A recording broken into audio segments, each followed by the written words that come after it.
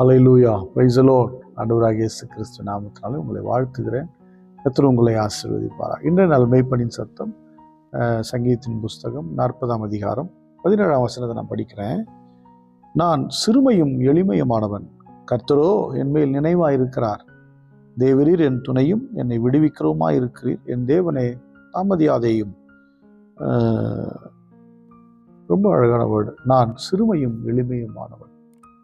இந்த சிறுமை ஏன் வருது? நிறைய பேர் வாழ்க்கையில் சிறுமைப்படுத்தப்படுகிறார்கள், குறைந்து போகிறார்கள். அதாவது செல்வாக்கில், இல்லை கணத்தில், இல்லை மேன்மையான சில விஷயங்களில் சிறுமைப்பட்டு போகிறார்கள். சில குடும்பங்கள், வாழ்ந்த குடும்பங்கள்லாம் ஒரு காலகட்டங்களில் ஒன்றும் இல்லாமல் சுருங்கி போயிடுறாங்க, சிறுமைப்பட்டு போயிடுறாங்க. நல்ல அநேகருக்கு முன்பதாக கனமான் என்ற மனிதர்கள் எத்தனையோ பேர் அந்த கடைசி காலங்களில் ரொம்ப சுருங்கி போயிடுறாங்க. எனக்கு அன்பான தேவனுடைய பிள்ளையே, சிம்சோன் தெலீலாளின் மடியில் இருக்கும்போது அவன் சிறுமைப்படுத்த தொடங்கினால், தெலீலாள் அவனை சிறுமைப்படுத்த தொடங்கினான். தலையில் இருக்க முடியெல்லாம் சிறைக்க ஆரம்பித்தான். சிம்சோனுடைய பலன் சிறுமைப்பட்டு போனது. எனக்கு அன்பானவர்களே, இப்படியாய் பாவ இச்சைகள் விழுந்து சிறுமைப்பட்டு போனது எத்தனையோ. ஆனால் மீண்டும் சிம்சோனுக்கு முடி முளைத்தது, தலைமயிர் முளைத்தது. அவன் மீண்டும் ஜெயிக்கிறவனாயிருந்தான். எனக்கு அன்பான தேவனுடைய பிள்ளையே, சிறுமையை மாற்ற வேண்டும் என்று சொன்னால் தேவனிடத்தில் அர்ப்பணிக்க வேண்டும். இழந்து போனவைகள், நஷ்டப்பட்டு போனவைகள், நசல் கொண்டு போன எல்லாவற்றையும் அவரால் மட்டும்தான் மாற்ற முடியும். தாவீது சொல்கிறார், நான் சிறுமையும் எளிமையுமானவன். என் அன்பு தேவனுடைய பிள்ளையே, என் அன்பு சகோதரா சகோதரி, நீங்கள் ஒரு வேளை சிறுமையாயிட்டீங்களா? ரொம்ப குறைஞ்சி போயிட்டீங்களா? கனவீனப்பட்டு இருக்கீங்களா? கர்த்தரை நோக்கி பாருங்க. வசனம் சொல்லு, கர்த்தரோ என் மேல் நினைவாயிருக்கிறீர். இன்னைக்கு நான் சொல்கிறேன், நீங்கள் கவலைப்படாதீங்க. தேவன் உங்கள் பேரில் நினைவாயிருக்கிறார். நீங்கள் சிறுமைப்பட்டு போயிருக்கலாம், உதாசீனப்படுத்தப்பட்டு போயிருக்கலாம்.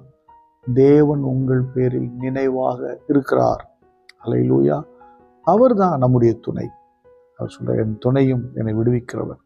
ஆமாம், நம்முடைய சிறுமைப்பட்ட காலங்களில், நம்மை மற்றவர்கள் மறந்த காலங்களில், நமக்கு கிடைக்க வேண்டிய சில மேன்மைகள், சில ஆசீர்வாதங்கள் இல்லாத காலங்களில் நமக்கு ஒரே ஒரு துணையாருன்னா கர்த்தர் தான் நமக்கு துணையாக இருக்கிறார்.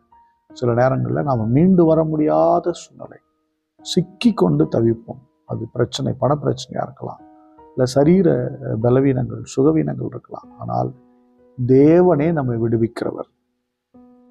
ஆகவே தேவனை நோக்கி கூப்பிட்டா அவர் தாமதம் பண்ணாமல் நம்மை விடுவிப்பார், நம்மை சுகமாக்குவார், நம்மை பலப்படுத்துவார், நம்மை கைவிடாது இருப்பார். ஹல்லேலூயா. ஸ்தோத்திரம் பண்ணலாமா? ஸ்தோத்திராங்கள்.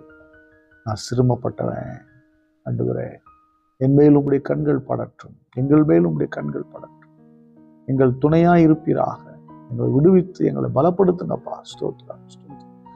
அன்பின் பிதாவை உம்மை ஸ்தோத்திரிக்கிறேன். உங்களுடைய பிள்ளைகள் பார்க்கிறார்கள், சத்தத்தை கேட்கிறார்கள், அவங்களை ஆசீர்வதிக்கணும்.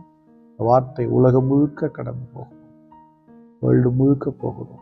வார்த்தை விடுதலை ஆக்கணும், சுகமாக்கணும், பலப்படுத்தணும், உற்சாகப்படுத்தணும். உங்களுடைய பிள்ளைகளை கைவிடாமல் வார்த்தை தூக்கி நிறுத்தட்டும், தைரியப்படுத்தட்டும். இயேசு கிறிஸ்துவின் நாமத்தால் ஜெபிக்கிறேன் நல்ல பிதாவே.